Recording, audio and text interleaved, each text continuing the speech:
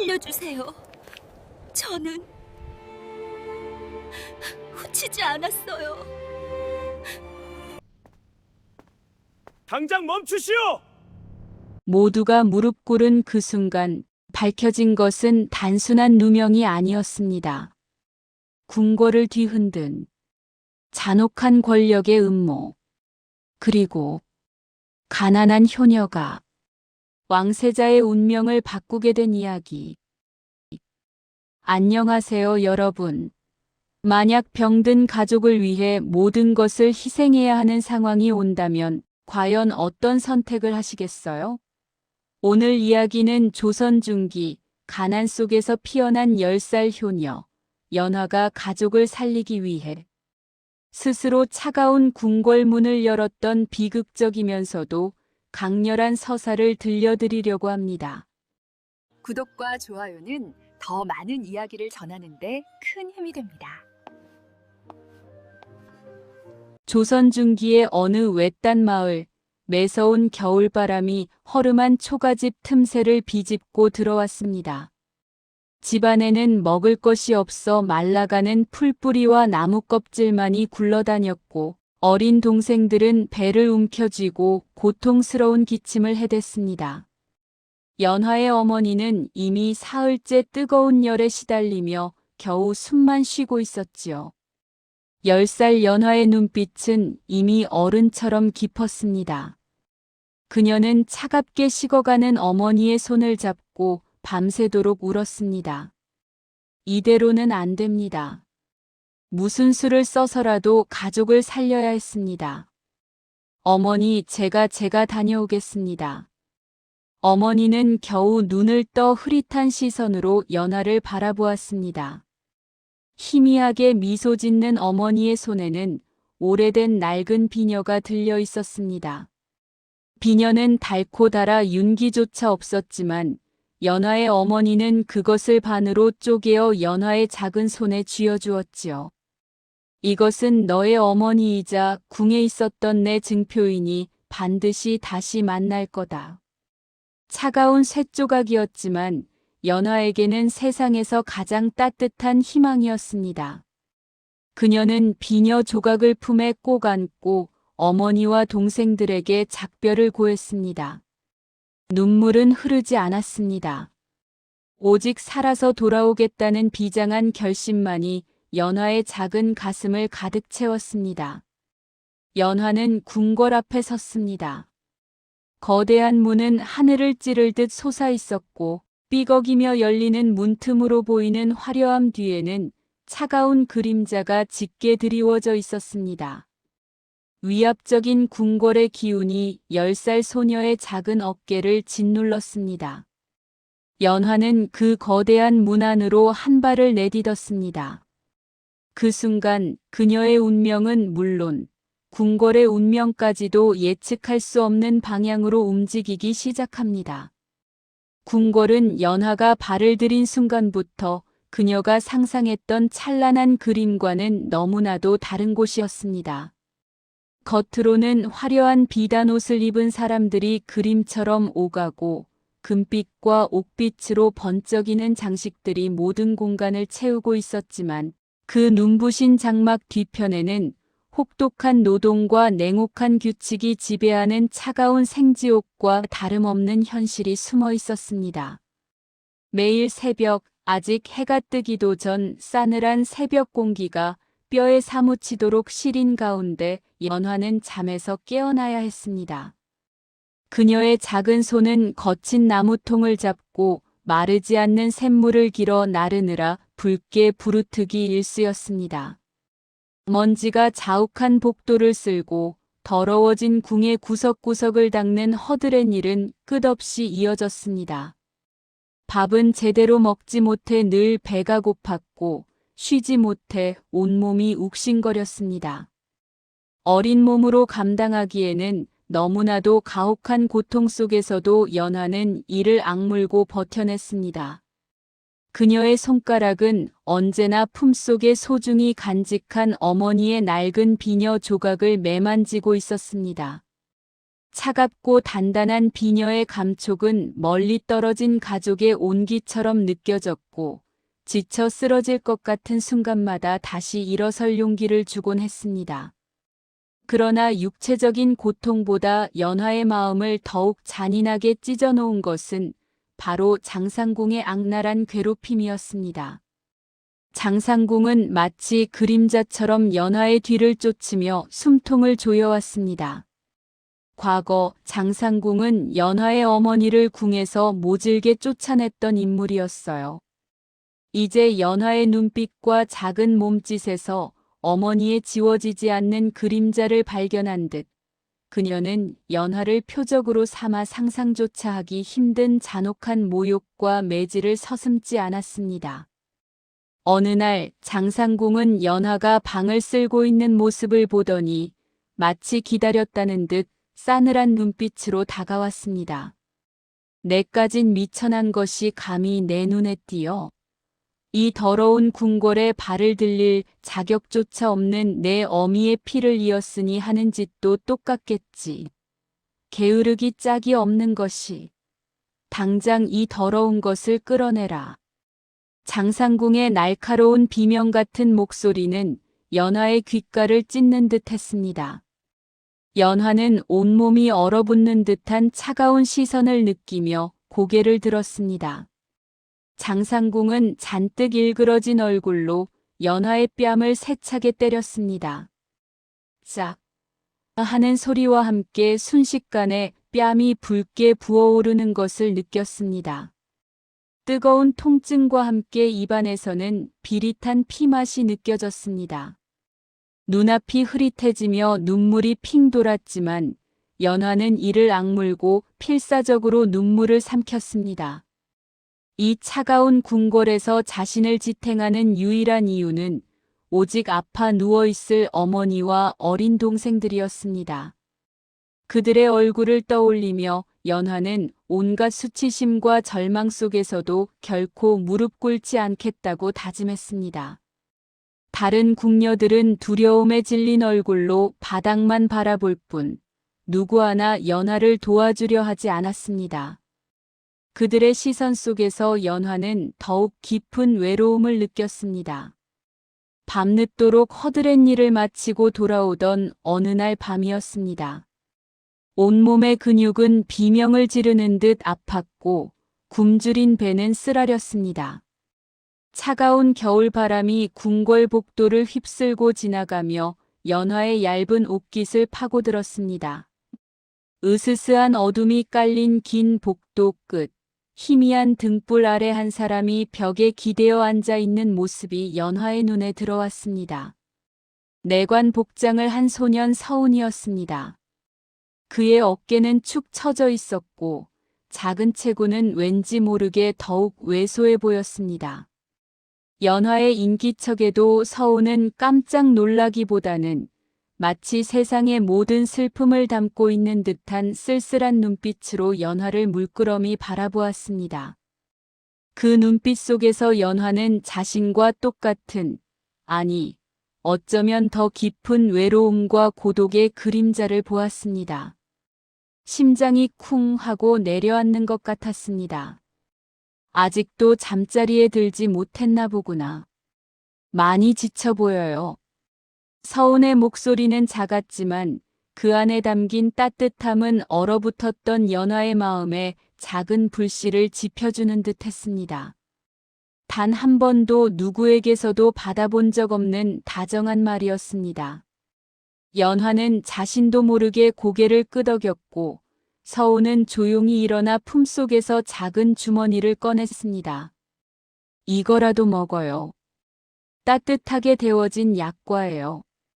연화는 그의 작은 배려에 눈시울이 뜨거워지는 것을 느꼈습니다.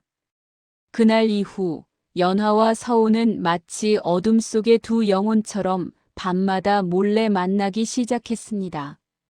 아무도 모르는 궁궐에 숨겨진 처소, 혹은 인적이 드문 후미진 복도 끝에서 그들은 서로에게 유일한 안식처가 되어 주었습니다. 서로의 이름조차 말할 수 없는 비밀스러운 공간에서 그들은 따뜻한 말 한마디와 작은 미소로 서로의 외로움을 달랬습니다.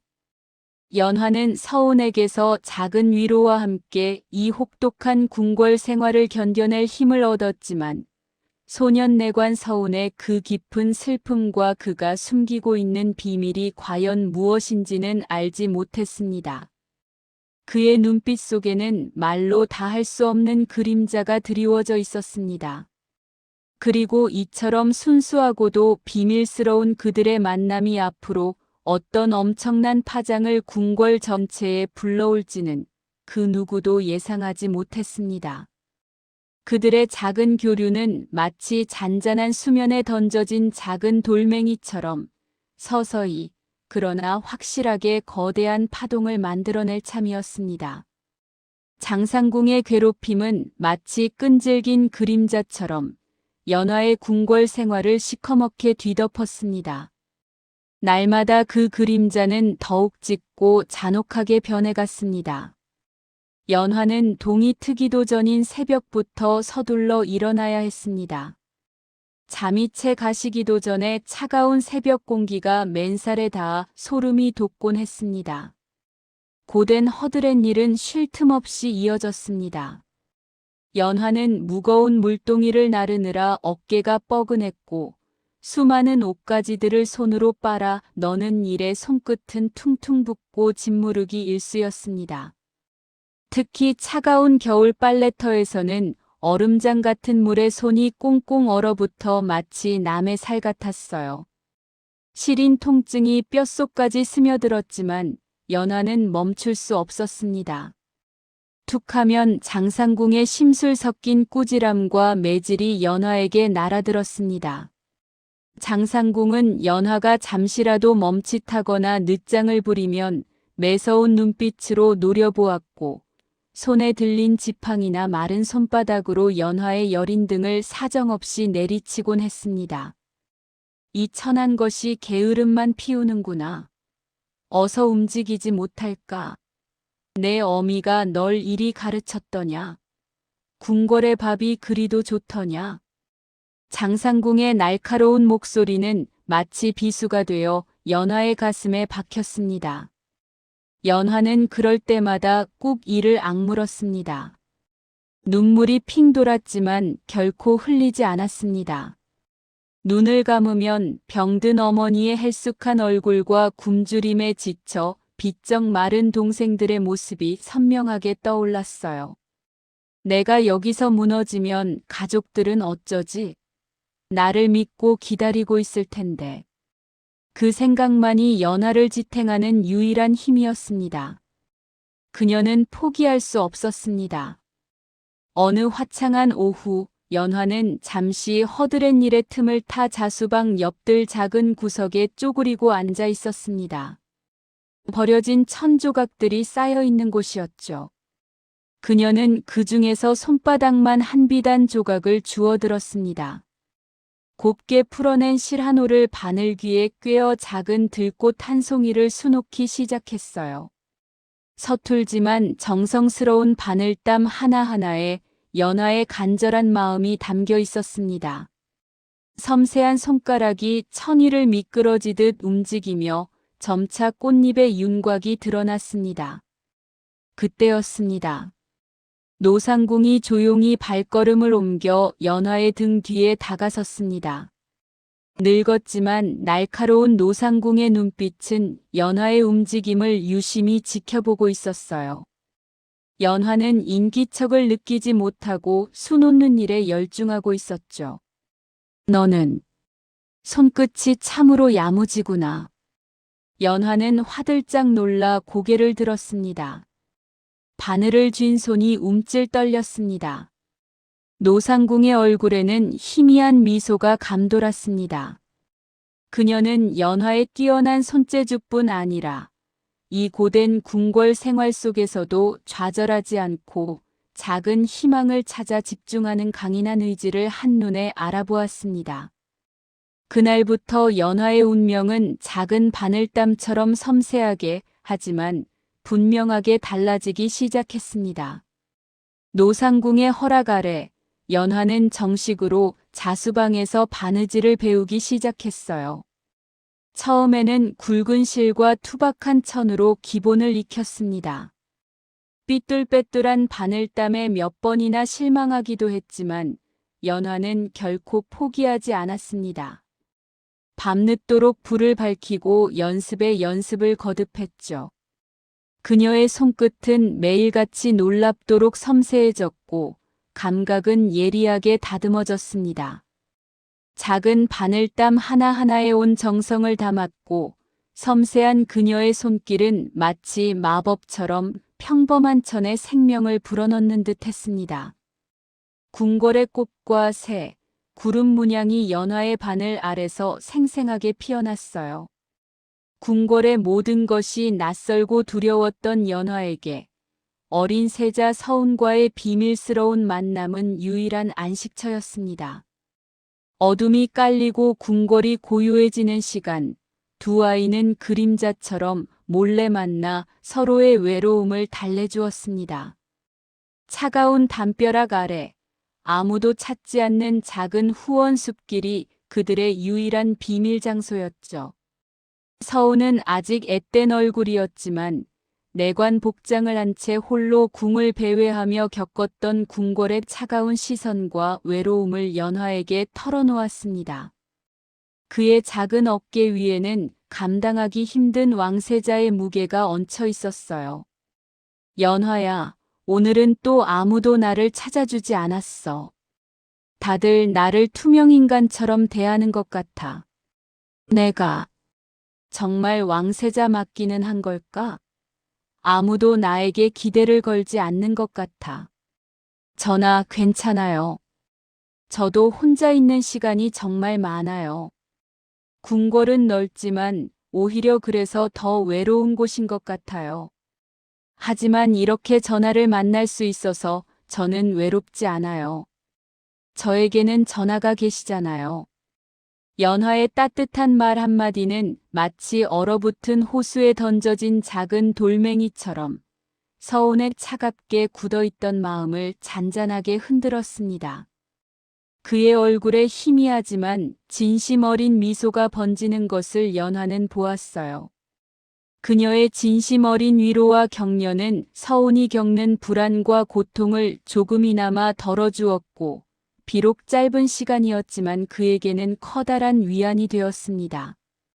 두 아이는 서로에게 기댈 수 있는 유일한 존재였습니다. 시간이 흐를수록 연화의 자수 실력은 궁궐 내에서도 소문이 자자해졌습니다. 작은 주머니나 놀이개, 심지어는 상궁들의 옷에 수놓은 연화의 섬세한 솜씨는 감탄을 자아내며 인정받기 시작했어요. 그녀의 이름이 자수방 상궁들의 입에서 오르내리자 이는 동시에 장상궁의 날카로운 눈에 더욱 띄게 되는 결과를 낳았습니다. 장상궁은 연화가 칭찬받을 때마다 입술을 삐죽거렸고 그 차가운 눈빛은 마치 겨울밤 하늘의 서리처럼 연화를 향해 더욱 깊고 어둡게 드리워지기 시작했습니다. 그녀의 심술궂은 미소 뒤에는 알 수 없는 앙심이 도사리고 있었습니다. 조선 중기 궁궐 깊은 곳에서는 매일같이 크고 작은 일들이 끊이지 않았습니다. 그 중에서도 왕실 병풍 제작은 국가의 위엄을 상징하는 중요한 작업이었는데요. 어느 날 이 병풍에 봉황의 눈동자를 수놓던 최고 실력의 자수장인들이 봉황의 눈동자에 생명력을 불어넣는 일에 난항을 겪고 있다는 소식이 들려왔습니다.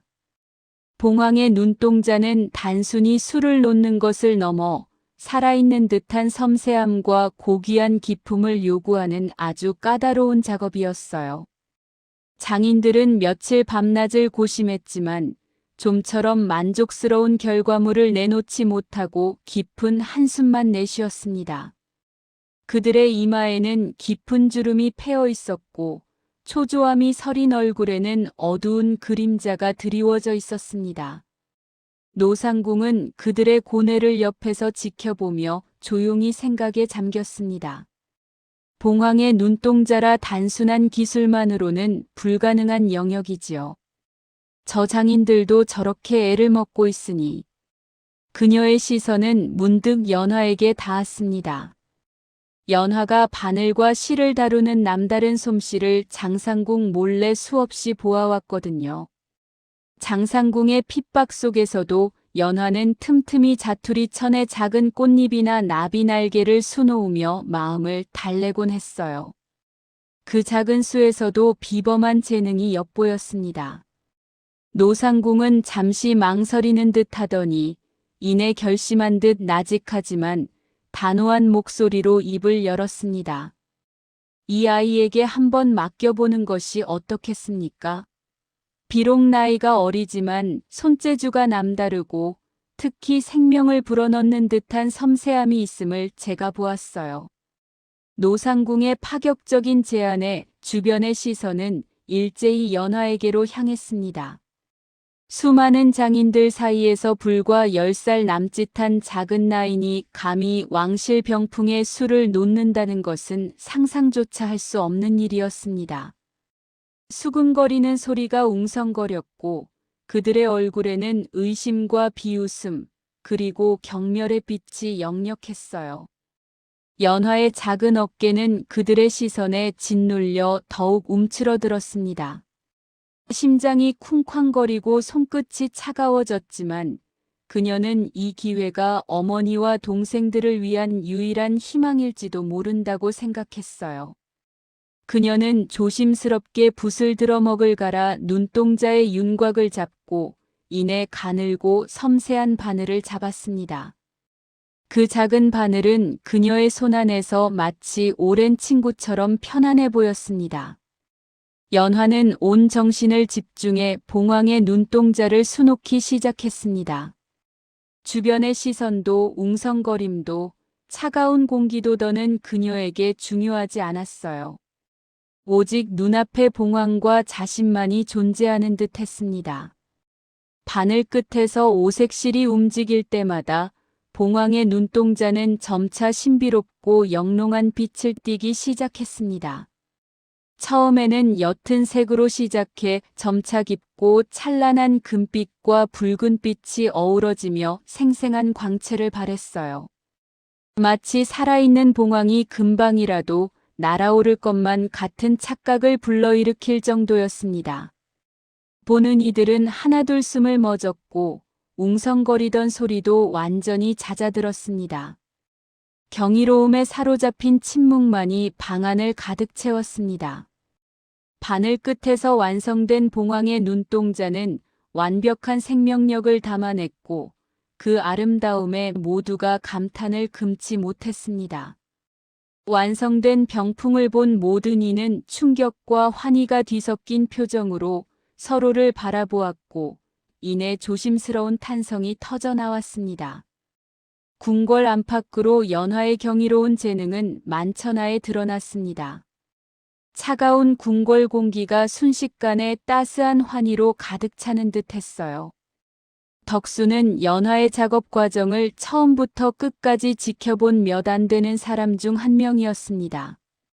그녀의 눈은 이미 감격으로 촉촉하게 젖어 있었어요.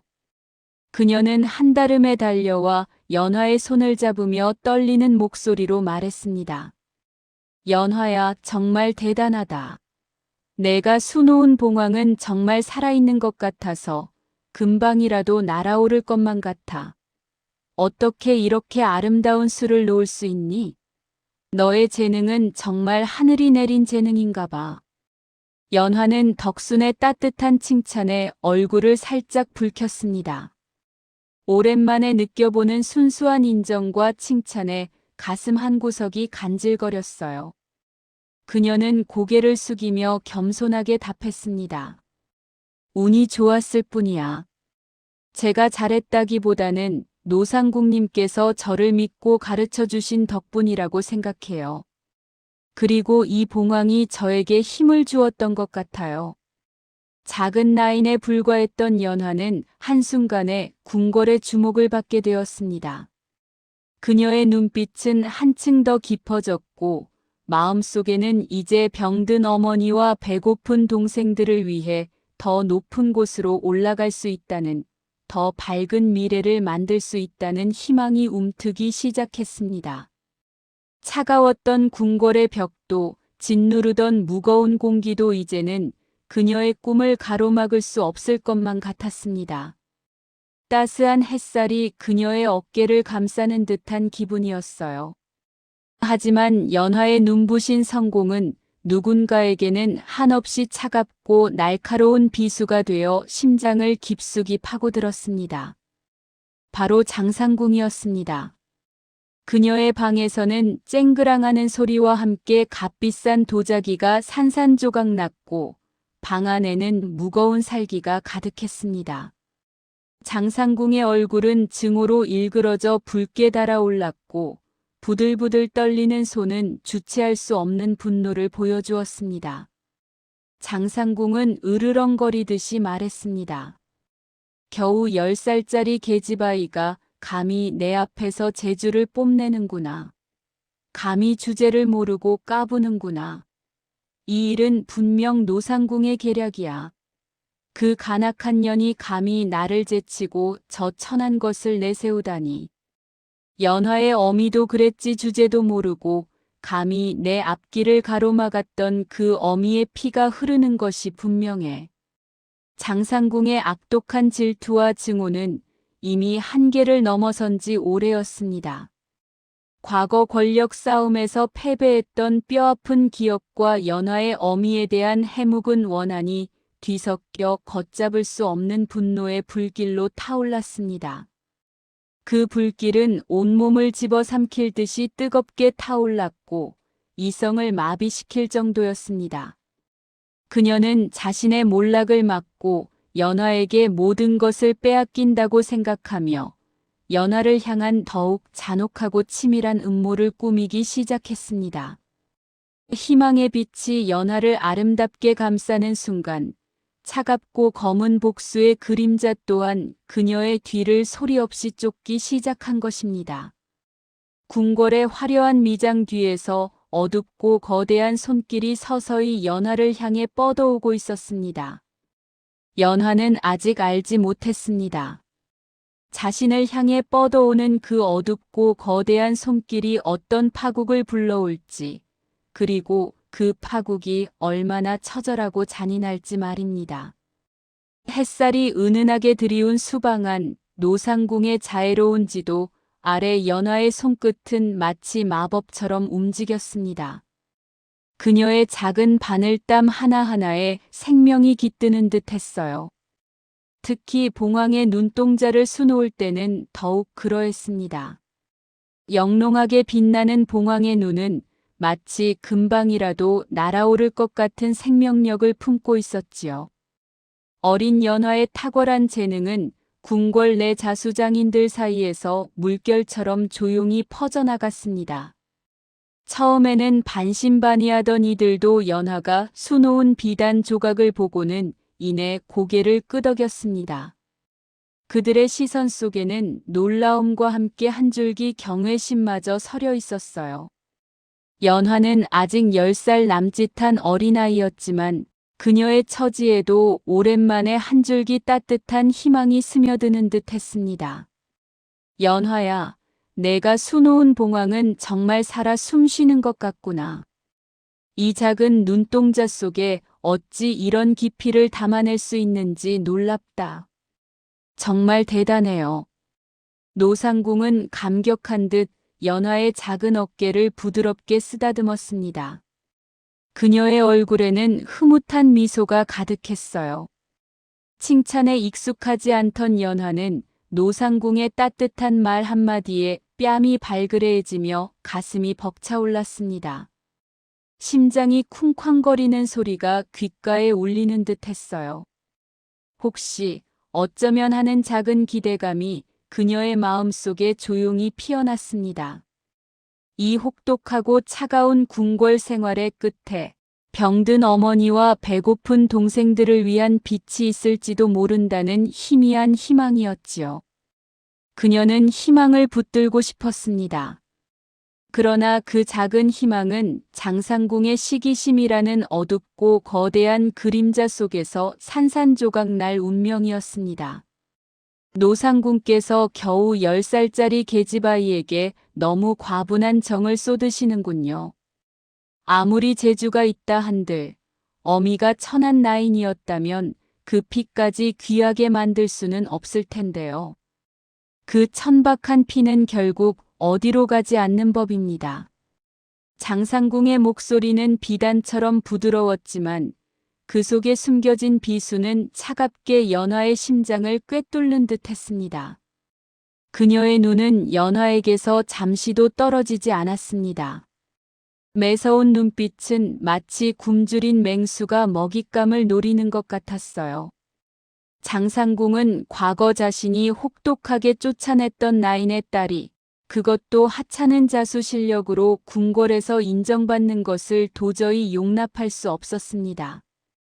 그 자부심 강한 마음에 분노의 불길이 치솟았습니다. 해가 서산으로 기울고 궁궐의 불빛이 하나둘 꺼지며 고요한 밤이 찾아왔습니다. 연화는 온종일 바늘을 쥐고 있었던 지친 몸을 이끌고 겨우 잠이 들었어요. 그 순간 장상궁은 검은 그림자처럼 은밀히 움직이기 시작했습니다. 그녀의 발걸음은 희미한 달빛 아래 나인들의 거처로 향했습니다. 고요한 어둠 속에서 정적을 깨는 듯한 작고 날카로운 마찰음이 짧게 들려왔고 이내 그녀의 손이 바삐 움직였습니다. 차가운 금속의 감촉과 함께 무언가가 연화의 초라한 짐 속으로 스며들어갔습니다.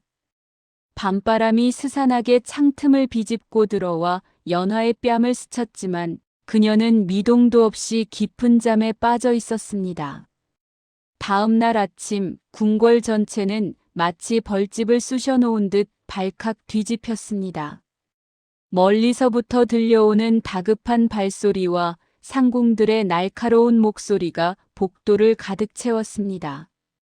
왕실의 보물 창고에서 귀한 옥비녀가 사라졌다는 소식에 감찰. 상궁들이 일제히 나인들의 거처를 수색하기 시작했어요. 차가운 바람이 불어오는 듯한 긴장감이 궁궐 전체를 감쌌습니다.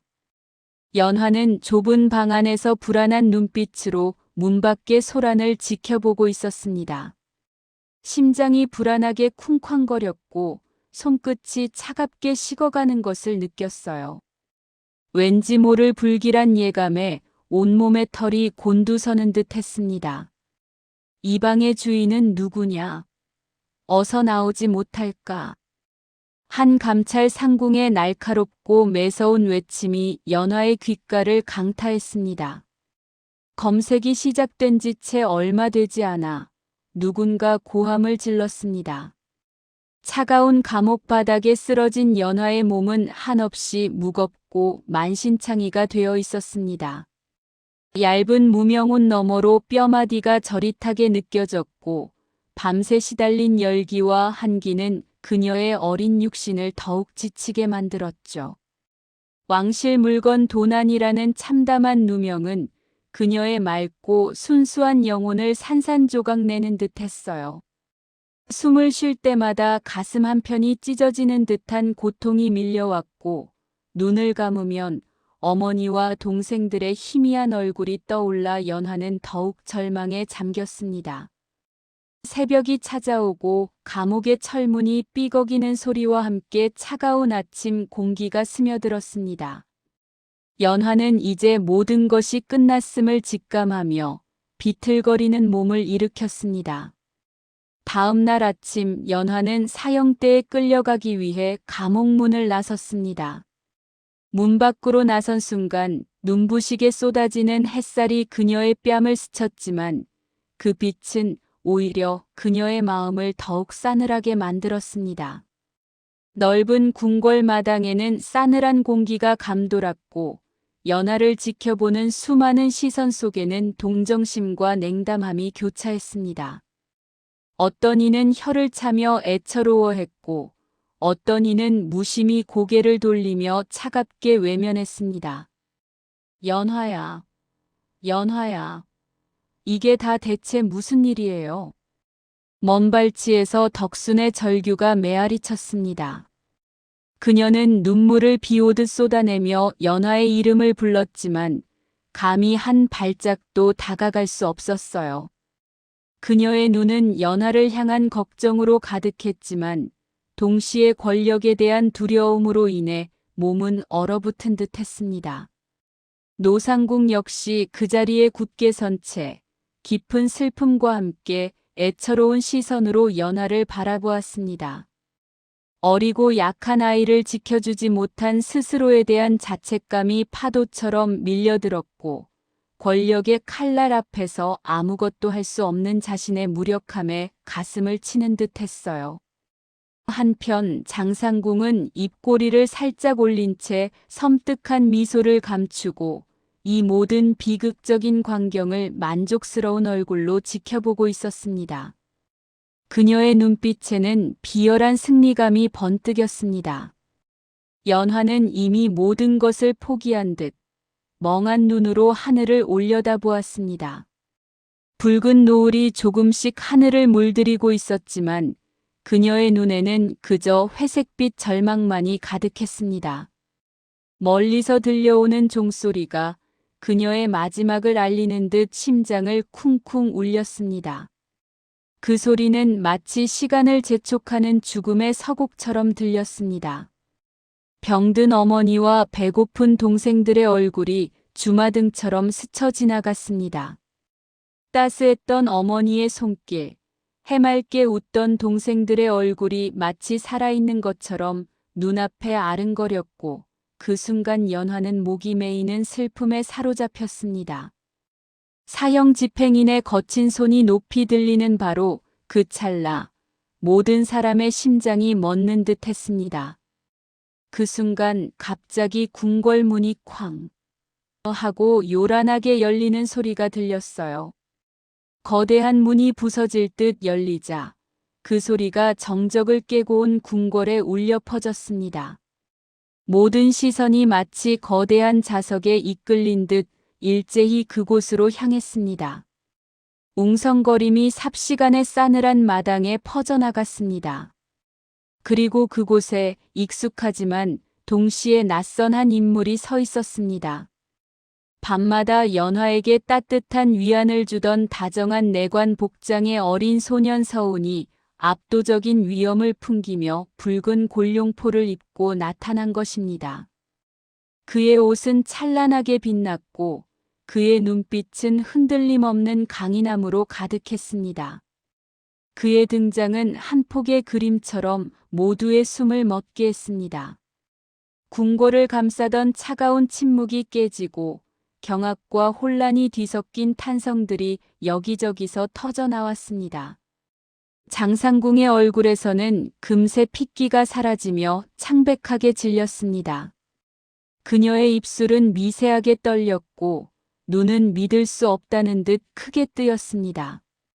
모든 계획이 산산조각 나는 순간 그녀의 심장은 차갑게 식어가는 듯 했습니다. 당장 멈추시오.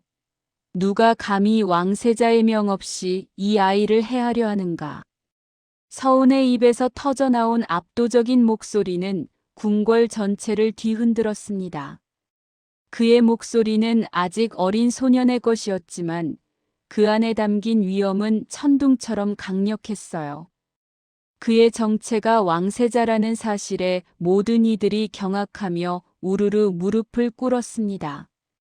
철저한 예법에 따라 수많은 궁녀와 내관들, 심지어 무장한 병사들까지도 고개를 숙였습니다. 사형 집행인은 들었던 손을 파르르 떨며 힘없이 내렸습니다.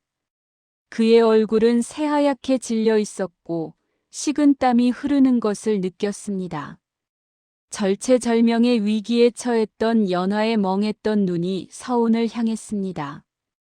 그녀의 눈빛에는 혼란스러움과 함께 어둠 속 한 줄기 빛을 만난 듯한 희미한 희망이 서려 있었습니다. 과연 이 거대한 반전은 절벽 끝에 선 연화의 운명을 어떻게 뒤바꿀까요? 연화의 심장은 처음으로 다시 뛰기 시작했습니다. 이 기적 같은 순간이 그녀에게 어떤 의미가 될까요? 나지막이 울리는 북소리는 차가운 대청마루에 앉은 모든 이의 심장을 더욱 얼어붙게 만드는 듯 했습니다. 낮고 웅장한 그 소리는 연화의 귀에는 마치 자신의 마지막을 알리는 사형 선고처럼 들렸어요. 온몸의 감도는 싸늘한 한기 속에서 얇은 무명옷으로는 도저히 가려지지 않는 뼈마디의 고통이 사무쳤습니다. 바닥에 무릎 꿇은 연화의 옆에는 덕순이 파르르 떨리는 몸을 웅크린 채 고개를 깊이 숙이고 있었죠. 덕순의 핏기 없는 입술은 무언가를 중얼거리는 듯 했지만 아무 소리도 들리지 않았습니다. 연화는 그저 눈을 감고 이 고통스러운 시간이 어서 끝나기만을 바랄 뿐이었어요. 머릿속에는 가족들의 얼굴이 아른거렸습니다. 보고 싶어요, 어머니, 아버지. 하는 말이 목구멍까지 차올랐지만 소리내어 말할 용기조차 나지 않았습니다. 그때였습니다. 상궁복 위에 화려한 비단 겉옷을 걸친 장상궁이 승리감에 가득 찬 미소를 숨기지 못하며 왕의 옆자리에 당당히 앉아 연화를 비웃듯 노려봤습니다. 그녀의 눈빛은 마치 먹잇감을 찾아낸 맹수처럼 번뜩였어요. 장상궁은 손안에 연화의 운명을 쥐고 있다는 듯 만족스러운 표정으로 차를 한 모금 마셨습니다. 그 순간 궁궐의 고요를 깨뜨리며 대전의 거대한 문이 활짝 열리는 소리가 천둥처럼 울려 퍼졌습니다. 모든 시선이 그쪽으로 쏠렸습니다. 그리고 낯선 내관 복장을 한 소년이 성큼성큼 위험 있는 걸음으로 걸어 들어오는 모습이 보였습니다.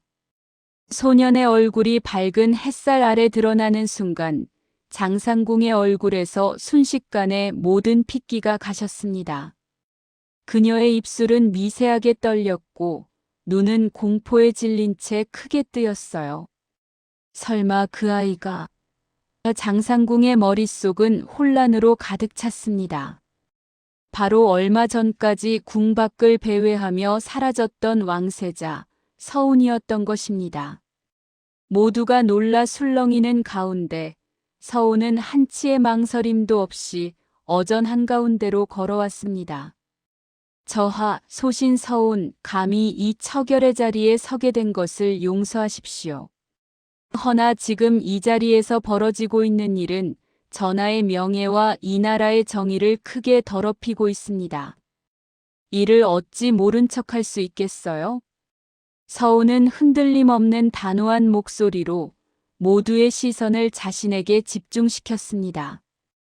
그의 눈빛은 꼿꼿이 장상궁을 향하고 있었죠.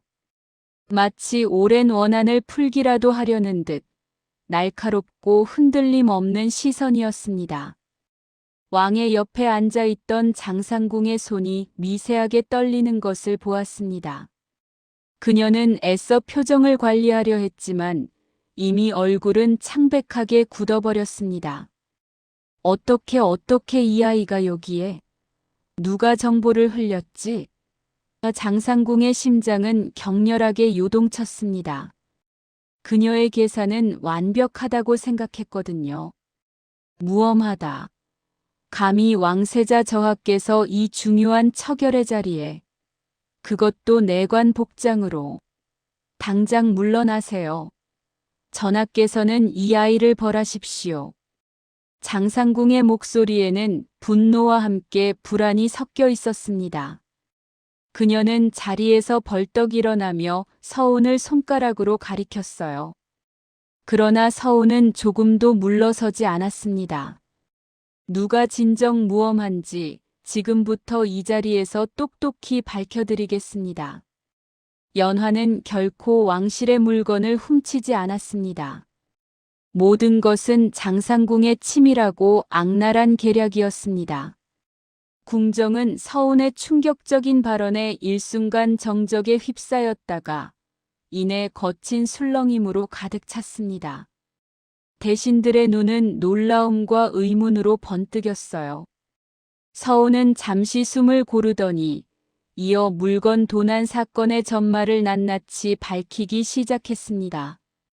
그의 목소리는 차분했지만 내용은 폭풍처럼 거세었습니다.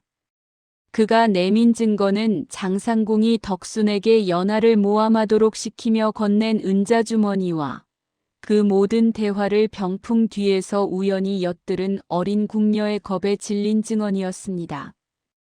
은자주머니는 차가운 대리석 바닥 위에서 빛을 반사하며 모두의 시선을 끌었습니다.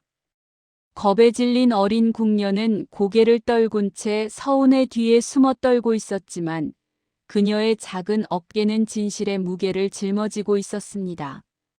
장상궁은 자신의 과거 권력 싸움에서 억울하게 쫓겨난 나인의 딸이라는 이유로 연하를 처음부터 미워하고 눈의 가시처럼 여겼습니다. 그래서 궁에서 내쫓기 위해 이 모든 악독한 일을 꾸몄던 것입니다. 덕수는 가난한 집안 때문에 장상궁의 협박과 회유에 넘어가 어쩔 수 없이 거짓 증언을 했던 것이고요.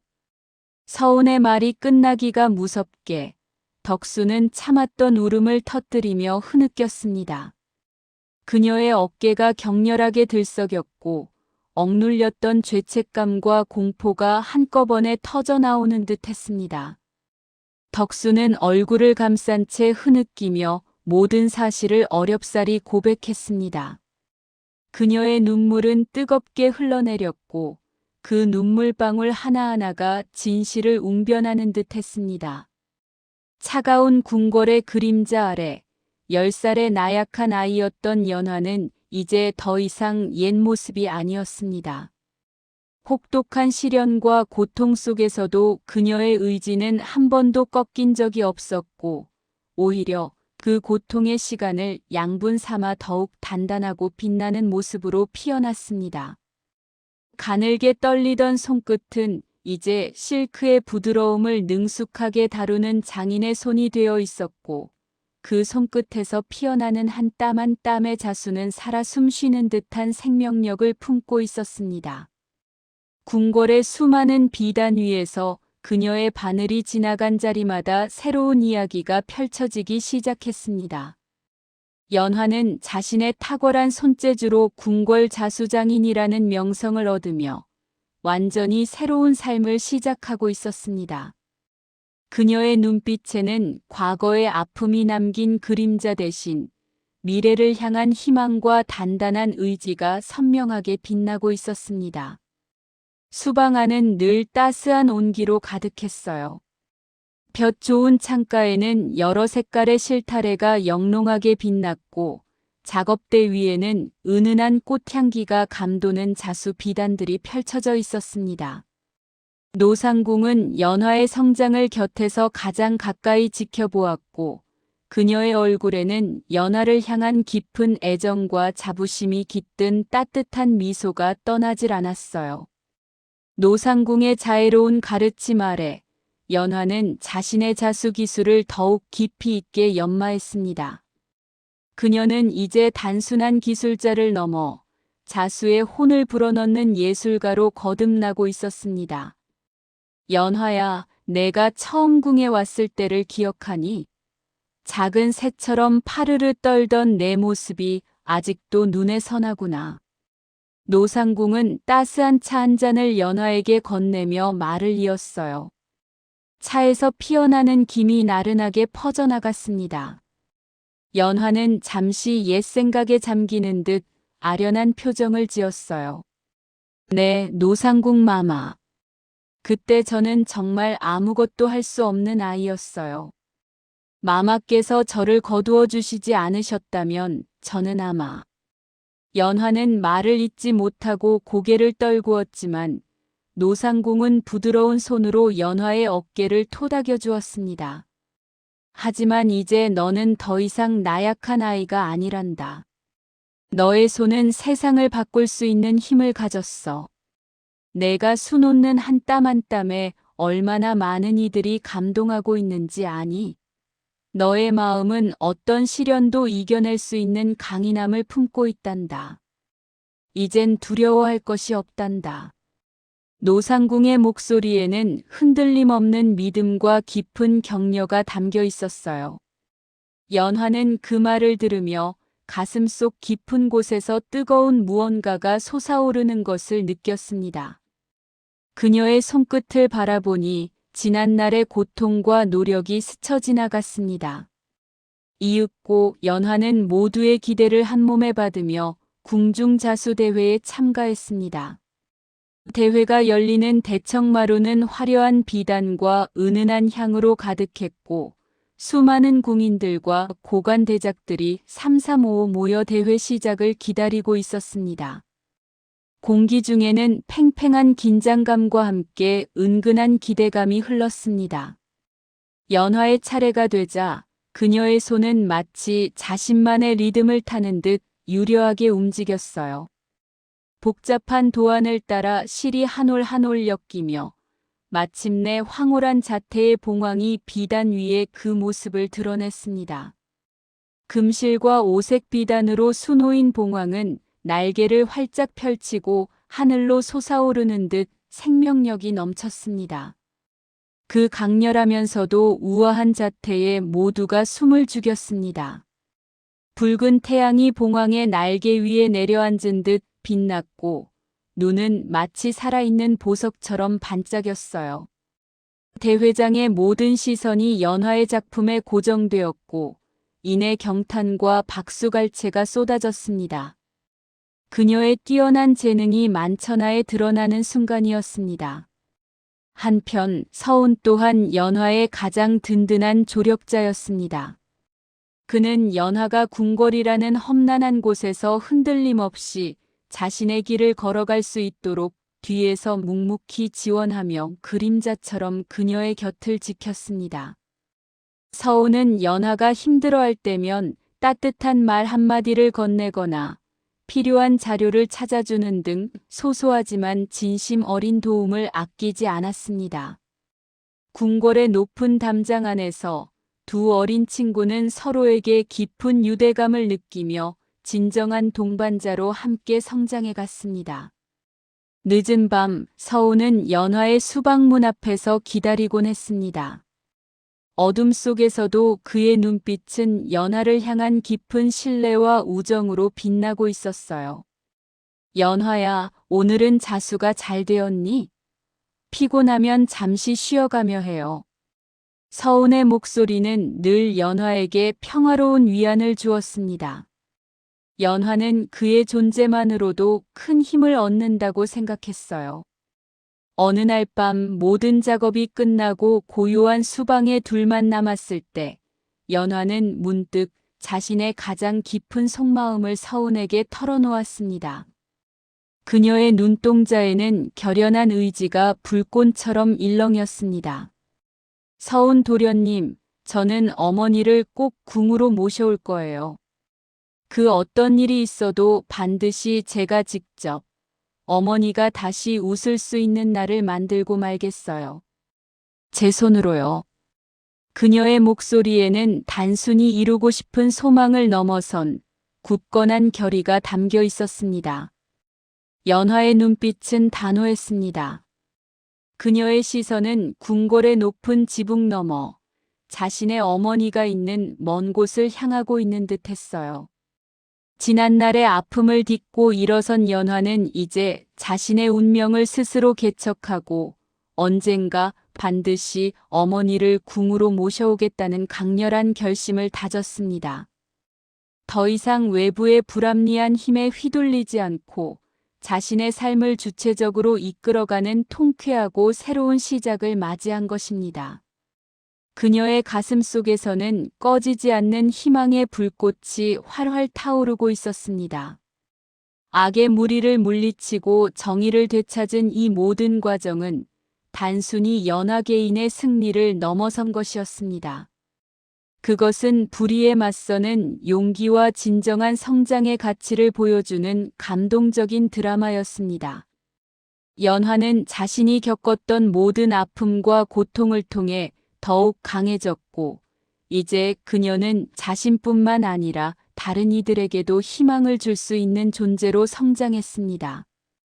그녀의 이야기는 이 땅의 모든 이들에게 큰 울림을 주며 어둠 속에서도 빛을 찾아 나서는 용기에 대해 다시 한번 깊이 생각하게 합니다.